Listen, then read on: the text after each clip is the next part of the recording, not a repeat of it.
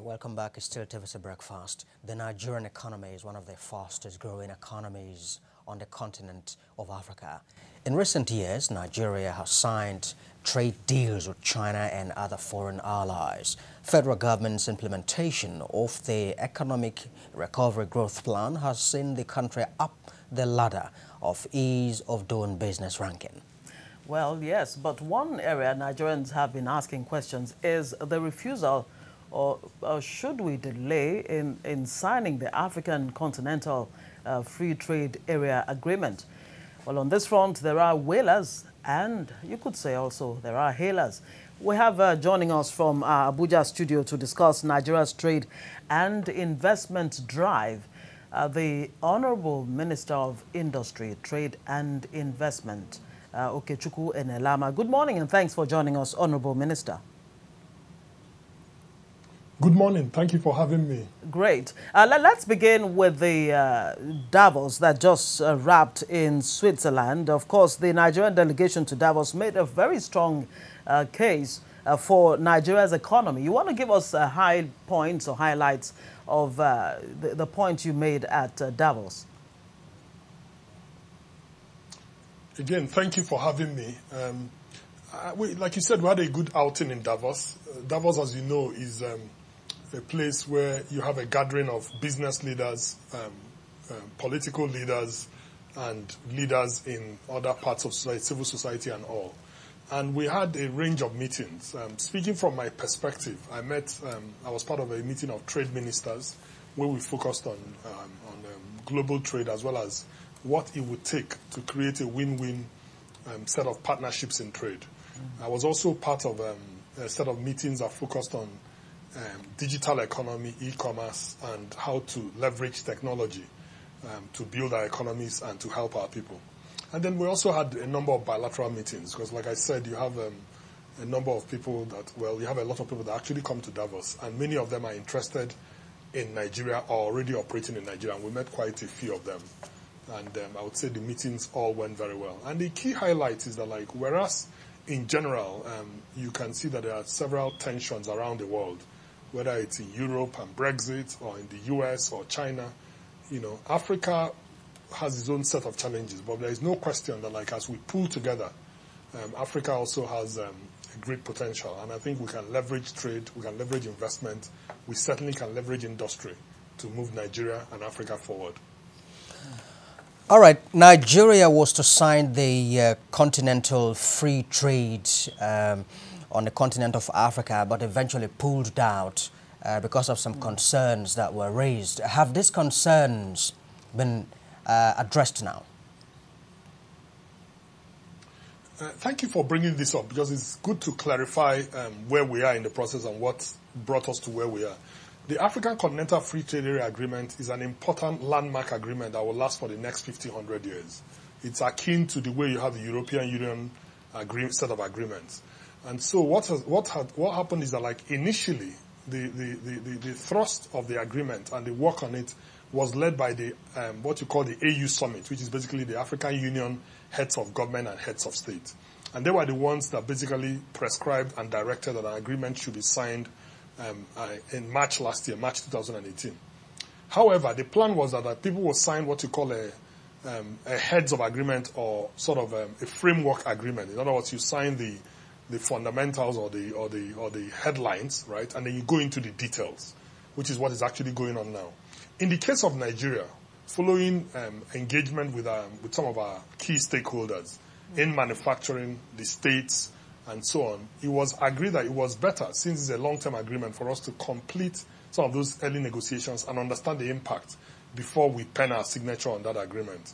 And that work, as you know, has gone on, and I believe that work is now wrapping up. And as a result, I think Nigeria is in a much better place because I think all the major stakeholders in industry, in business, the states, and civil society, for that matter, have been carried along. So I think this is an important agreement, and it's good to do it well. So that's where we are.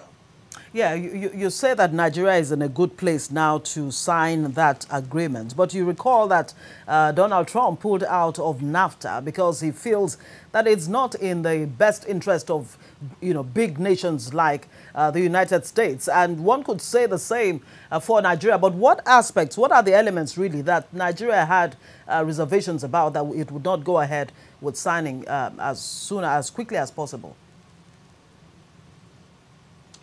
Thank you. Again, let me make the point that, and I would like to use your example actually of the U.S. and the NAFTA agreement to make this point, that what I understand the president of the U.S., Donald Trump, was saying was that he wanted the agreement between United States and her neighbors to be fair, right? And as you know, they've been renegotiating. And Nigeria is doing exactly the same thing. So I think the principle of having a fair agreement, an equitable agreement, is one that Nigeria clearly supports. In addition, you also raise an important point about understanding the consequences of the agreement. In other words, understanding the implications, what is likely to come out of the agreement. One of the most important dimensions of that agreement is what we call rules of origin. In other words, if you sign an agreement with other African countries, will foreign countries try to exploit less vigilant countries to come and bring in finished goods and discourage manufacturing and say it was actually done in Africa because they land on some country. So a lot of work is going on to understand how we'll enforce those rules of origin to make sure that when we say things are African, they're truly African. The other dimension to it are some of the issues we face back here, issues like smuggling. How do you make sure that smuggling doesn't become a problem if you were to sign an agreement like this? Issues like our infrastructure and basically our own local manufacturing. How do you make sure we position our own players to compete, or better still, to add value in a way that would be good for Africa and be good for Nigeria? The view we took was that it was good to do a lot of that work up front. And I believe that a lot of the work that is going on with the economic recovery and growth plan and with our industrialization plans, taken together, would help us as we think about the African Continental Free Trade Area Agreement. Let me make one last point. It's also important to understand that this agreement will cover services, and Nigeria excels in services. So whether it's digital economy, whether it's our lawyers, whether it's our bankers, or whether it's all the other services where we are active, they will also benefit from Nigeria being part of a continental agreement. But we have to do it in a proper way. All right.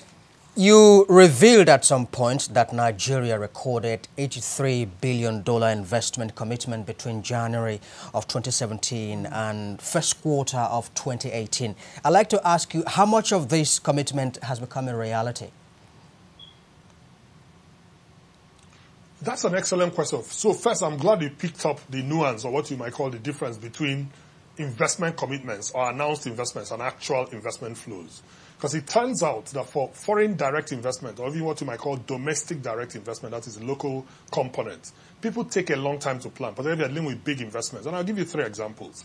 When we were in China, the president met with the chairman of the Rui Group, which is a big industrial group in China, the leading group when it comes to cotton, textiles, and garments. And they have made a commitment to invest up to $2 billion in Nigeria. But that work has been going on since then.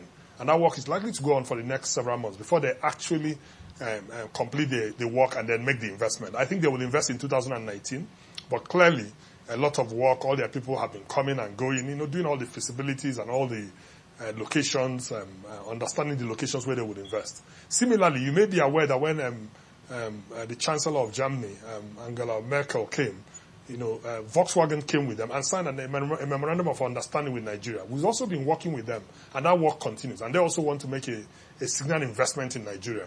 And of course, a host of other countries and other companies, that, including those that are existing, that want to increase their investment. I'm sure you probably heard that Coca-Cola just completed an investment in Chi, which is in the juice and beverages area. All these things add up. And the important thing is that, they start with commitments. You cut the investors, you work with them to understand their investment plans, and you support them to invest. And obviously, that's what creates the jobs that we need as well. But how have you been selling Nigeria to, foreign investors who believe that Nigeria really is a place to invest in, but there's so much uncertainty, political uncertainty and all of that. And, of course, the ease of doing business is not looking too good. Nigeria did gain some 24 steps, only to, fall back one, where one might say that's not too bad. But how are you convincing foreign investors that Nigeria truly is a place to invest in? Thank you. I think I'll make a number of points, because that's an excellent question, Ngozi. I think the first thing to say is that like you said, Nigeria is fundamentally, that means basically an attractive investment destination. I mean, the fundamentals are clear. The size of the country, the size of the market. And in many respects, what investors truly care about in terms of doing business, Nigeria actually isn't doing that badly at all. In other words, Nigeria is a country that understands markets and where investors can, basically find people who are similarly minded to work with. But having said that, you are right that we can make it a lot easier for them. And it will be a win-win partnership, which is why President Buhari in his administration, focused on the importance of creating a better and an easier environment to do business, what we call an enabling environment to do business. And before President Buhari's government came, Nigeria had been sliding in the World Bank Ease of Doing Business rankings for 10 years. We used to be in the top 100, then we went down all the way to 170. In the first year, we completed the work we did under the Presidential Council he set up, the Presidential Enabling Business Environment Council. Nigeria jumped 24 places. Remember, this is like basically outrunning a moving target because every other country is also trying to get better. So I think it was celebrated around the world, and we were considered one of the top 10 reforming countries. As happens in all such things, you need to consolidate your gains. So last year, we didn't do as well, but I believe that going forward, you're going to see increasing momentum and that Nigeria will get better because some of the heavy lifting, some of the hard work that we need to do is going on right now. You probably heard that the National Assembly is just completing work on the new Companies and Allied Matters bill, which will make it a lot easier for companies to operate in Nigeria. That's what businesses are interested in. And that bill, like a number of people have already stated, is a landmark bill because it goes into great detail to remove the bottlenecks that hinder businesses from operating in Nigeria. So I think there is reason for hope. There is reason for optimism. And the final thing I would say is that, we also need to understand that when it comes to selling a country, it's not the government per se that sells a country. That's why it's so important to treat the existing investors well. I think as people who are already doing business in Nigeria are happy and they make good returns, they will sell Nigeria. And it's very important that we continue to, encourage those that are already here, and give them the support they need, which is back to this is of doing business and making it easier for them. Because when we do so, but frankly, that's a the lot best of those, when a the lot of customers those, market sorry, the country. If I may comment, Honorable Minister, a lot of those that are here, so many businesses have been leaving the shores of this country for other countries in the West Africa sub-region. They're going to Ghana, they're going to other countries because the environment just does not conduce to doing business, even for the local investor. There's a tomato puree company that left the shores of this country. What are you doing to even encourage local investors to, to stay? So I'm glad you asked that question. The interesting thing is that, historically, businesses have left Nigeria. When I say historically, if you go and do the numbers, you'll find that, a lot of the companies that left before this government actually started. And I'm not saying that to defend the point that, we have done as well as we should. The important thing is that, we need to create that enabling environment which this government focused on. It was not a priority for Nigeria before. I think history will record that it was President Buhari and this government that actually acted on making it easier to do business for businesses. And in so doing, I believe that trend is effectively reversed. I think if you go and look at the numbers, you'll find that is no longer the trend. You pointed out that there were investment commitments of over $100 billion in the last 18 months or so. That's what you call a leading indicator. In other words, it tells you where a country is going. And we have never had that level of commitment historically. So I think you will find that in the coming months and years, the turnaround will be effective because the fundamentals, which is basically making it easier to do business, we're now focused on it and we're now working on it. I think you will see that there will be a difference. But historically, going back to, 10 years, 5 years ago, there's no question that Nigeria at times was viewed as a difficult place to do business, and we need to reverse that trend going forward, looking ahead. All right, Honorable Minister, what do you make of the charge by the think tank, the Nigerian Economic Summit Group, that Nigeria, first of all, needs to tackle the slow economic growth because the GDP growth rate declined from 1.9% to 1.5%. That was the first quarter of the first quarter of 2018, and later improved in the third quarter. What do you make of that charge? Well, I think, let me acknowledge that it's in our overwhelming interest, and it is our overwhelming objective for the economy to grow for several reasons.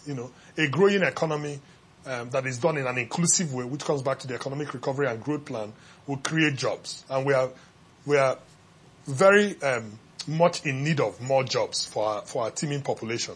So we are definitely committed to that. And when you talk about the economic recovery and growth plan, as you know, it lays out a growth trajectory, a growth trend, which is important, because what's important about growth is that you need to be, trending the right way. You need to be going in the right direction, because over time these things compound. And like you pointed out, when we started, the economy was already moving into a recession and moved into a recession. Mm-hmm. So the economic recovery and growth plan was put in place to reverse that trend. And that reversal has since been done. In other words, that correction has been done. Now is for the growth to pick up. As you know, this year we're projecting between 2.5% and 3% growth. Last year, like you said, it was between just under 2%. And I think that's the right trend. Clearly, where we are headed is 5 to 10% growth and beyond. But these growth things, particularly when you want to do it in a fundamental way, in an inclusive way, in a sustainable way, it takes time, right? Because you need to do what they call structural reforms. We just talked about one set of structural reforms, which is in the enabling environment. And that set of structural reforms relates to infrastructure. You need to build that infrastructure, and it takes time to build it, whether it's roads or railway or power, and you know how much we've done already in those areas. But I think as these things come on stream, all this good work this government is doing, the economy will pick up. And then the final thing you need to do in terms of structural reforms is industrialization. We're creating special economic zones. We now have something called the Industrial Policy and Competitiveness Advisory Council, where the private sector, like the Nigerian Economic Summit Group members, and the government meet to understand the critical needs of the country for industrialization. And I think those things taken together will produce the right structural reforms. By structural reforms, we're talking about changing the fundamental structures of an economy so it can absorb more people, employ more people, and grow in a sustainable way. Earlier, you talked about fundamentals and how you are doing a lot to fix that. And I believe part of the fundamentals would be power. The body you just referred to, Nigeria's Industrial Policy and Competitiveness Advisory Council, was to help add about 4.2 gigawatts to power to the national grid. I wonder how much progress you have achieved in that area, because power continues to remain a major challenge both for the local investor and, of course, the foreign investor.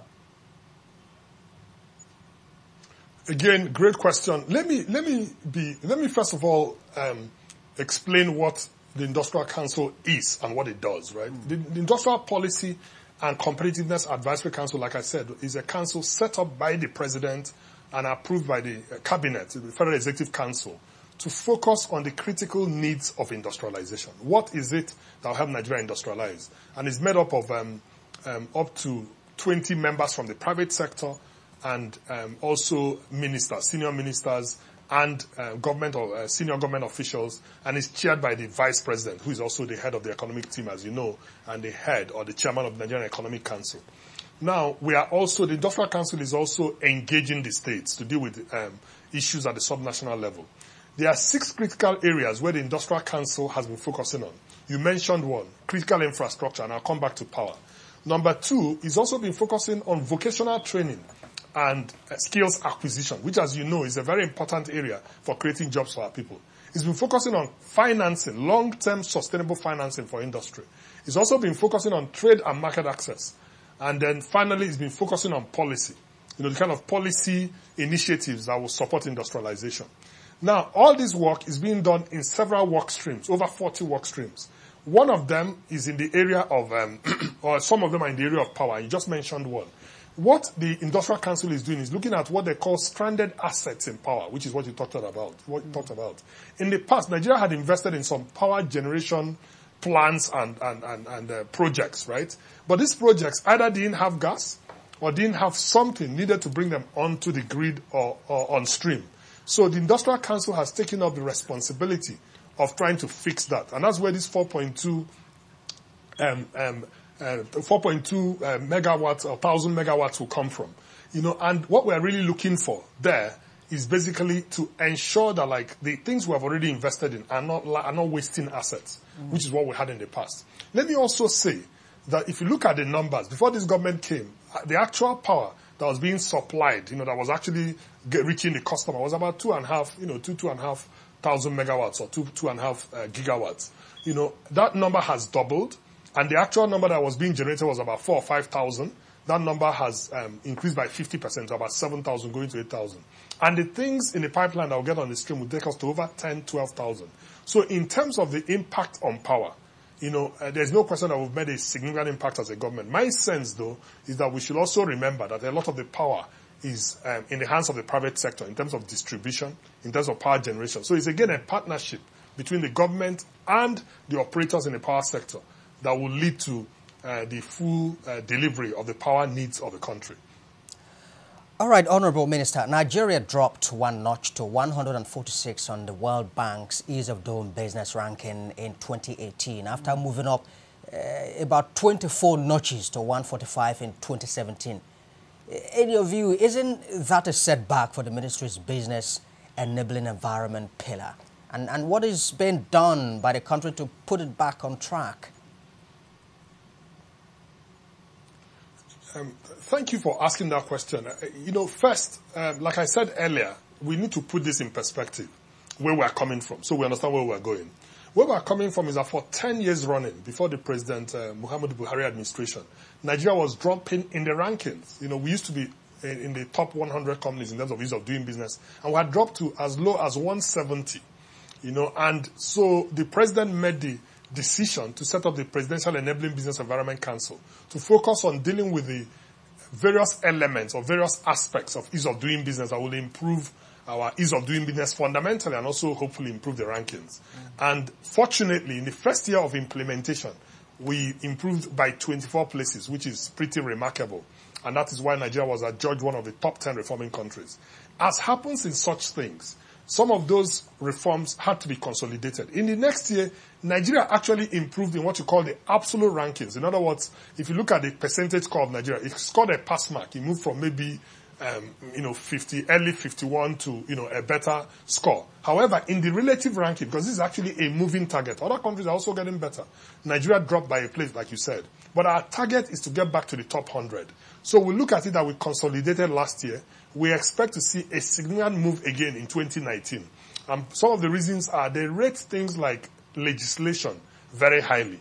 And as you know, and as I said earlier, we're just about to pass a Companies and Allied Matters bill that will soon become law. When that law is passed, I believe it will have a huge impact on our rankings. But let me also say that what we are more interested in fundamentally is to make it easier to do business in Nigeria. In other words, we're interested in some of the things that the ranking doesn't even measure.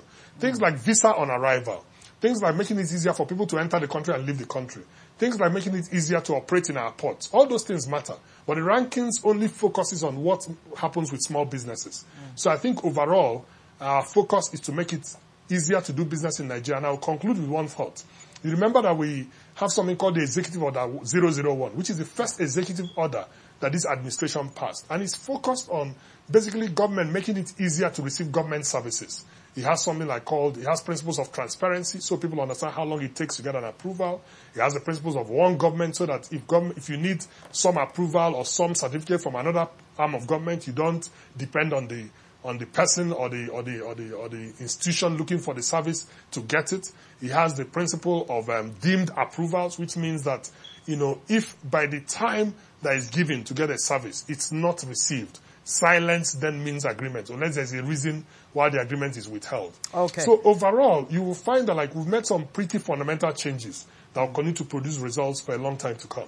All right, because we don't have all the time to break down all of those changes, let's move on to other things. The trader money is within the purview of your ministry. A lot of people who have been, wondering as to the sense in the trader money have been, giving it some kind of political undertones that, as a matter of fact, is nothing short of vote buying. Since this is happening at a time when the elections are right around the corner, I wonder what you have to say about this and how really is the trader money doing in changing the lives of petty business persons? Ngozi, thank you for bringing up this subject because it came, frankly, for me as a surprise that people could even in any way imply that this could be voter buying, and for several reasons. Let me just deal with three. The first one is that, like, this government made one of its cardinal and flagship programs, the whole social intervention and social investment program. And it was very upfront and very transparent about what is included in it. This is from 3 years ago, right? And of course, what is called trader money or market money or the other sort of grants and loans that are given to the poor and the most vulnerable in society is at the very heart of that social intervention program. Just like the lunch program, the feeding program for children in school, and the Empower programs for people coming out of school that you are preparing for work. All these are flagship programs. To anyway imply that when you then implement them, which has been going on for well over a year, when you start implementing them, because an election is coming up, either you should stop or it implies you're buying votes, just sounds to be, stretching, the truth, right, too far. The truth of the matter, and this is where I probably agree that some people ought to be worried, is that it's trader money and market money and so on are enjoying very wide support from the public, from the teeming population. Because, it's an attempt to actually intervene directly in the affairs of the most vulnerable in society. And therefore, it's something that I appreciate. We're getting a lot of good feedback. And clearly, those people will be supportive of the government. So the opposition may well feel that, this is not fair game. But I think they are obviously not right in that, because the government must continue to play the role of governance and helping the people. You can't stop helping the people because an election is coming. Yeah, but those who criticize that policy, those who criticize this MO are saying if you put that amount of money, the billions involved in trader money, into more sustainable projects, then you would have a situation where you don't give the people fish, but you actually teach them how to fish. So it's an excellent observation. But remember, we don't have the luxury of what you call either or, right? It's either you help the poor and the needy or you teach them to fish. That's point number one, because you actually need to do both, because the person still needs to eat today. But what's even more important is that trader money and market money is teaching people to fish, not giving them fish. These are people who are trading that need working capital, that need capital to invest. And so when you give them capital, because the people who are wealthy, I think that what can you do with 10,000? They don't realize that for a petty trader, 10,000 actually helps them to buy stock and to fish, right? So it's actually capacity building. It's not just, they don't use it to buy food to eat for that day. It's not for consumption. It's a form of investment, which is why it's called social investment programs and social intervention programs. So I think Nigerians would do well to be more sensitive to the poor and understand that, frankly, 10,000 can make a difference if it's given in a systematic way, like trader money is doing. And the feedback we're getting is that in any event, it's helping the people to whom the money is applied. And who are we to question the help they're receiving, for which they're exceedingly glad? All right, let's turn our attention now to the automobile industry. The Nigeria Customs is saying that a 35% levy charged on imported brand new cars should be reduced to 10% because it is encouraging smuggling. What's your take on this, considering that the levy was introduced to discourage imports and grow the automobile industry? I'm glad you brought this subject up because it's one that is obviously receiving a lot of attention from us at this time. Remember that this is all part of the broader theme of industrialization and the commitment to trying to add value locally. You may be aware that Nigeria spends billions of dollars, $5 to $10 billion maybe, or something in that region every year, importing all kinds of things that are related to the automobile industry, the cars themselves and the component parts and so on. The question is that what more can we do to encourage local production at a time when we need the jobs? And it turns out that no matter how you cut it, if you want to discourage imports and encourage local production, you have to make a quality decision. You have to make a deliberate decision to protect those that will produce locally, those that will invest locally. So I remember living in South Africa about 20 years ago, more than 20 years ago. When I got there, they had a similar policy. Today, they're almost self-sufficient in car production. But what they did was they raised the tariffs and encouraged and gave incentive to produce locally. So in a nutshell, in very simple terms, what we're trying to do or what we're doing is trying to say, for those that want to invest more in Nigeria and produce, we'll make it easier for you. For those that want to import, the imports will be costlier. Now, I agree with you that the policy has not worked out well so far. And the reason is that you need those who you are targeting to make the investment to actually make the investment. Some investment has been made, but not nearly enough. which is why the relationship with the likes of Volkswagen is mission critical. It's extremely important. And I told you that we signed a memorandum of understanding with Volkswagen. And the whole idea is that they can come here and make a significant investment, hundreds of millions of dollars, if not $1 billion, and then produce and then employ thousands, if not tens of thousands or hundreds of thousands of people.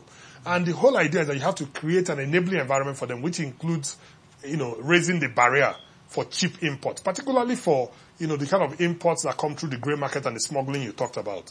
The last thing I would say is that we actually need to do something about smuggling. Even if it's at 10%, it doesn't matter the amount you put it at. Unless you discourage smuggling, you would discourage local production. Smuggling is a killer of local industry. Yes, indeed. All right. Honorable Minister for Trade, for Industry, Trade and Investment, Okechukwu Enelama, we thank you very much indeed for coming to share thoughts with us on TVC Breakfast. Thank you very much, and thank you for having me, Ike and Ngozi.